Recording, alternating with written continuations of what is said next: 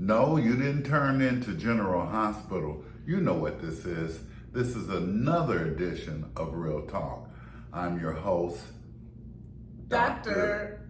Love. Okay. With Nurse Goodbody. Dr. Truth. Dr. Truth. Okay. That's right. With Dr. Truth. What we're going to be doing is we're going to dispel a lot of those rumors about DNA.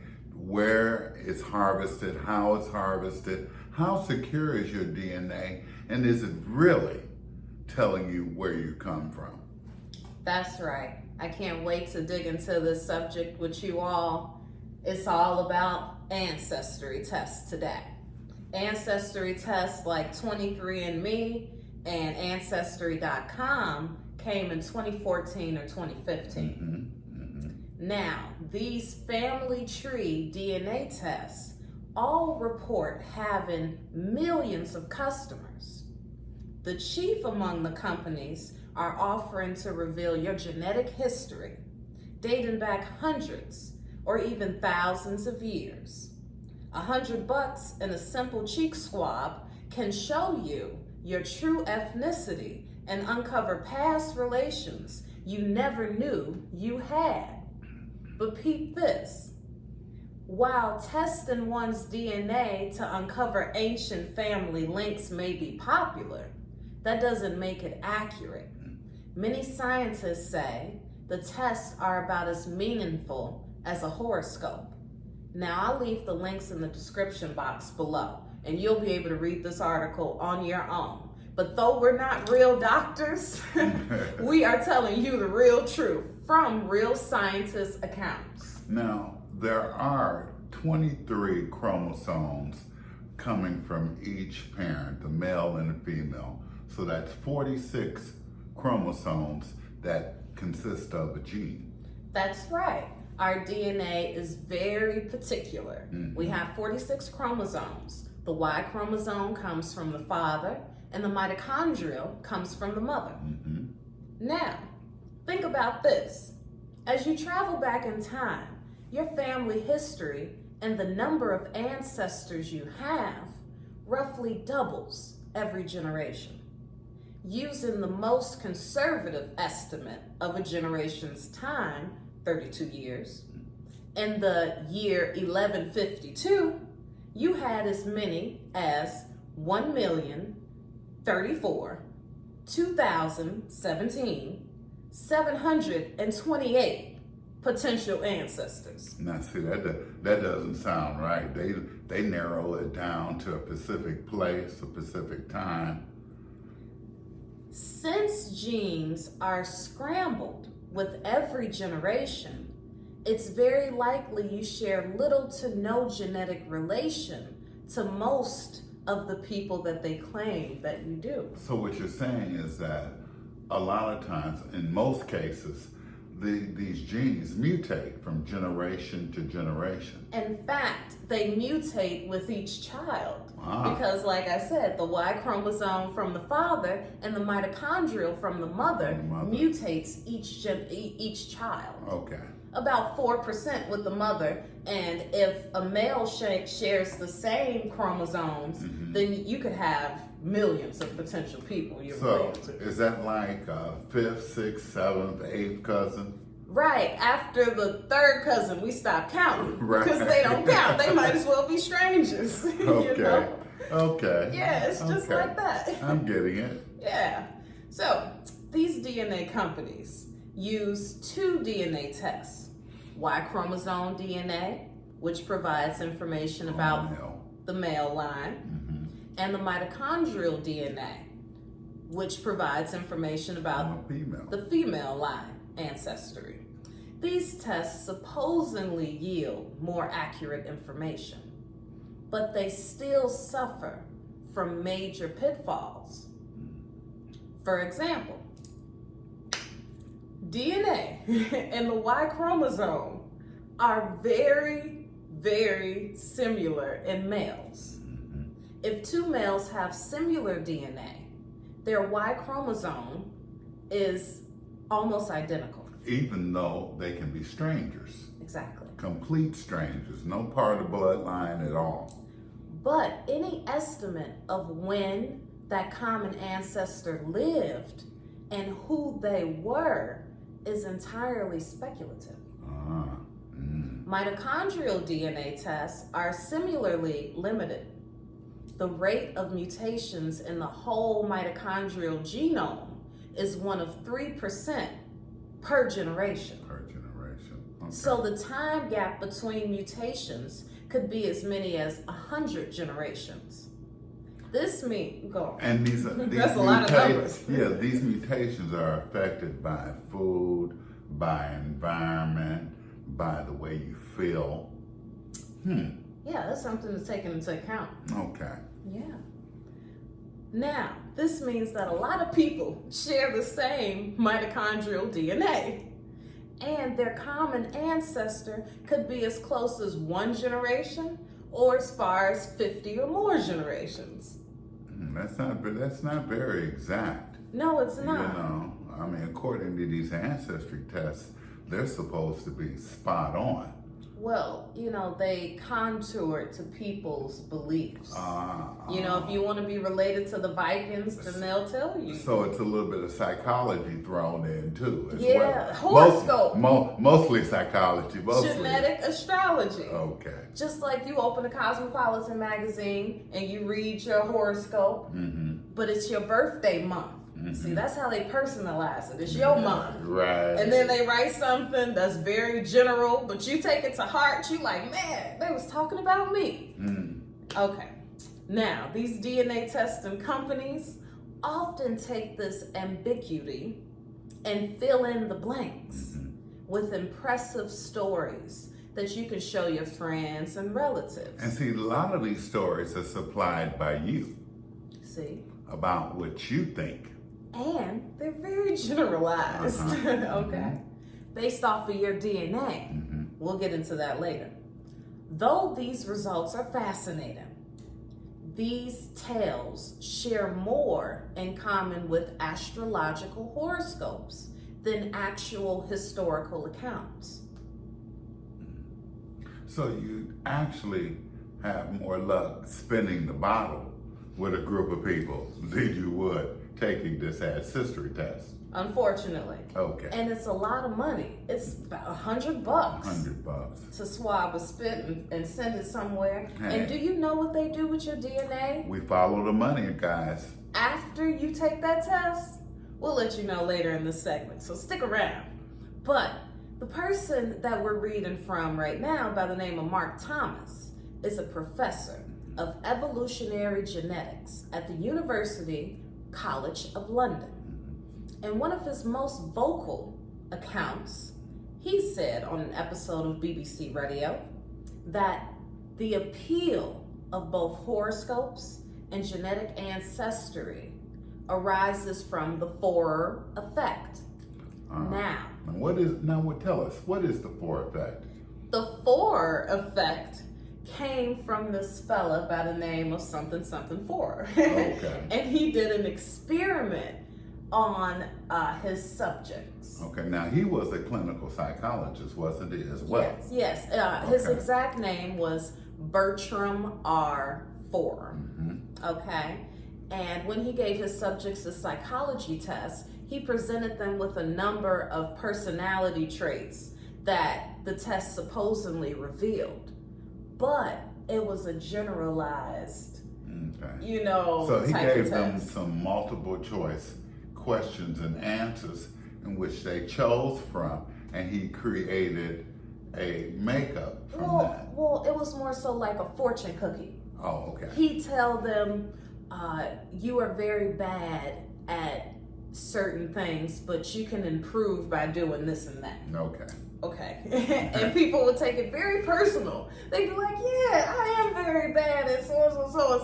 So it was like that. It was like a fortune cookie kind of thing. Okay. Psychology test. Okay, and it's called the Forer effect. But it's not real. It's not personalized to you. No more realer than going to see or to have a psychic reading. Exactly. You tell them a little bit of personal information, and they come back with something that seems personalized. Okay. Yeah. Okay. They comprise an identity. based on the information you've given them. Exactly. Okay. And we'll tell you where this information goes and how dangerous it is to give your DNA to these ancestry companies. But this person that we're reading from, Mark Thomas, a professor that I told you from the University of London, he says that if you tell somebody something that seems likely, it's highly personalized, but in fact very generic, you can apply it to anybody. Then people are much, much more likely to believe it.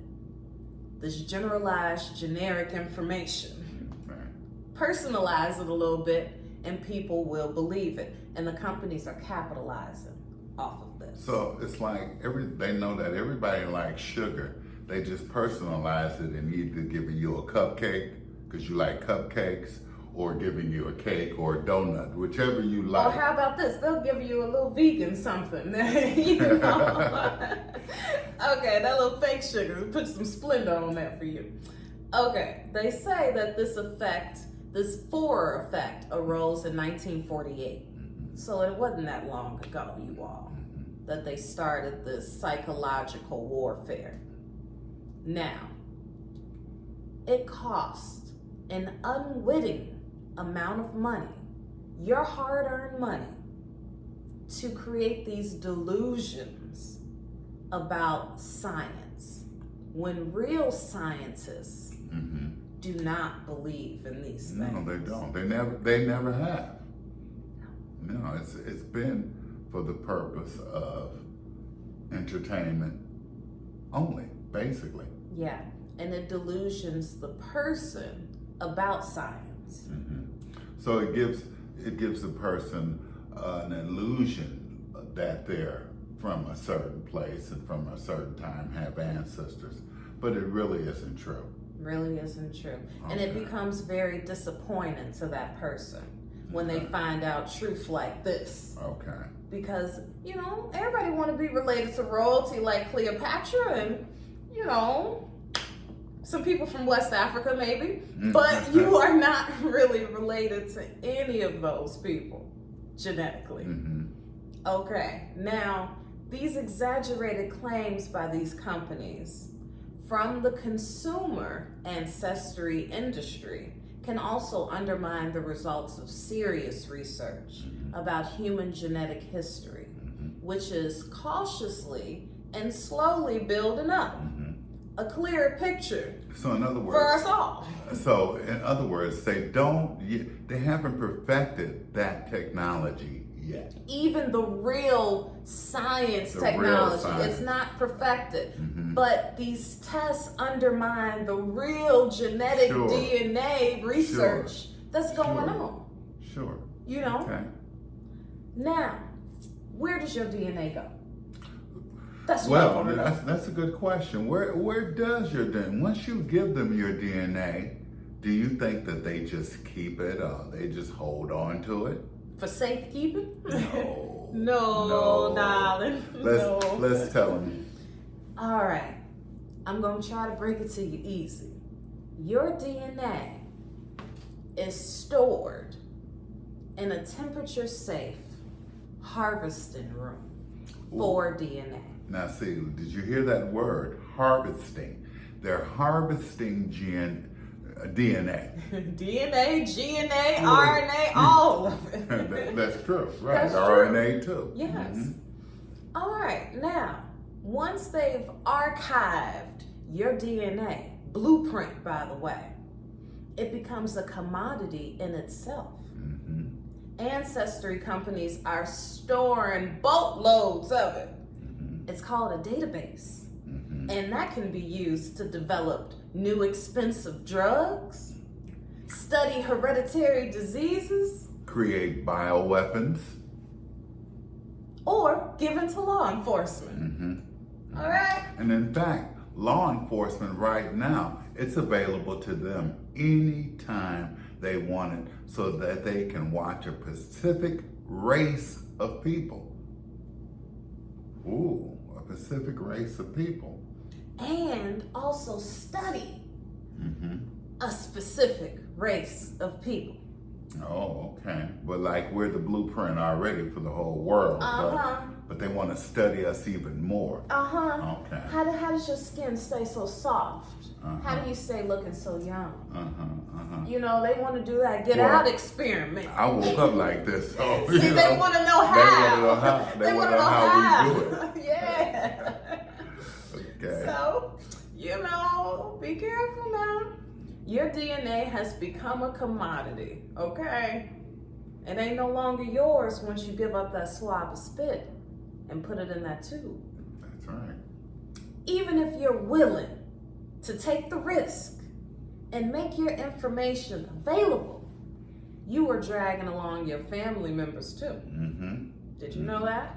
So if you take a DNA test, they are still gathering results from your DNA on all of your family members. Your immediate. Yeah. Your immediate family Everybody members. who's alive. So if you got some criminals maybe in your family, maybe some dope dealers who got warrants out. That's right. It'll come up. You putting them at risk. You'll be associated with that. And then you could put them in jail. That's right. If they've been evading the law. Because say you related to so-and-so, then the police know where to come and find them. That's right. They know where Auntie's house is at, don't they? See? So, who's banking on your DNA? Experts say we're in the midst of a DNA gold rush. Did you hear that? Another gold rush. Okay. Biological warfare, man. Biological warfare. As public researchers and private firms race to build own massive research databases, they want to create a sort of genetic search engines so they can Google various genes linked to hereditary diseases, aging, or drug interactions. However, these databases are only as valuable as the samples they contain. And more samples means more money for private companies. That's right. So they charge you money, and they're making an enormous amount of money selling your information again. Selling your information. That little $100 is millions of dollars. They don't even tell you how much your DNA is really worth. It is really worth a lot. Sure it is. Your information is worth a lot. And they sell it to these pharmaceutical companies, they sell it to the government agencies, and they sell it to the police. Hey, like it's no. In fact, they don't sell it. They don't sell it. They sell it. They just give it to the police. The police can request it any time. It's within the law.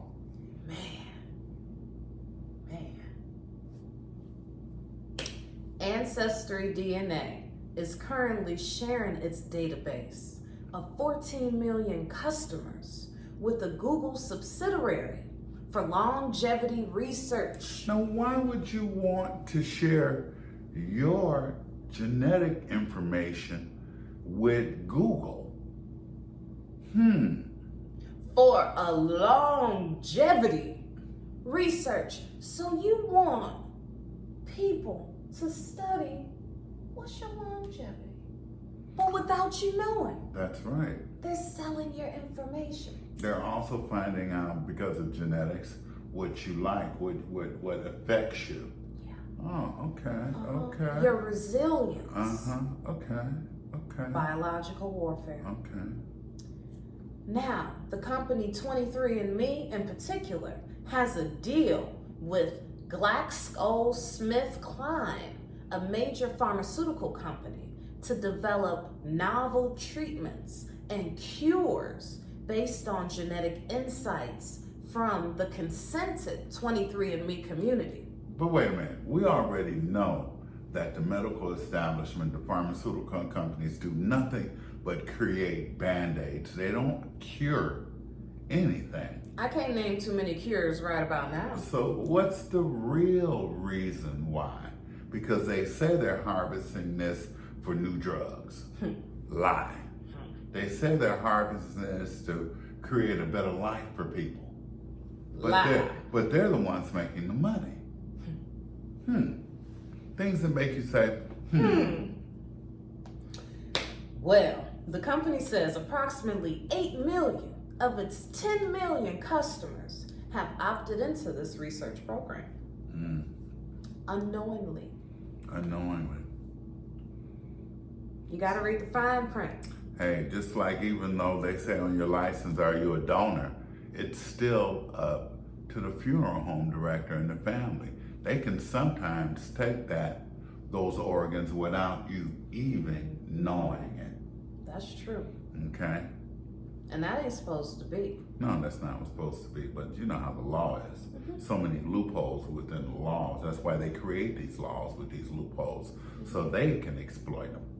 I personally would not want my DNA shared with any research companies, and especially the federal government, the police department, and Google.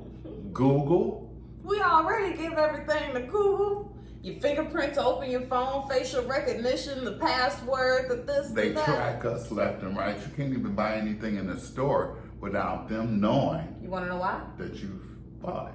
Because the chip is in the cards that you're using. That email address. It's all tied together. It's all tied in. Remember, one world order, one world thought.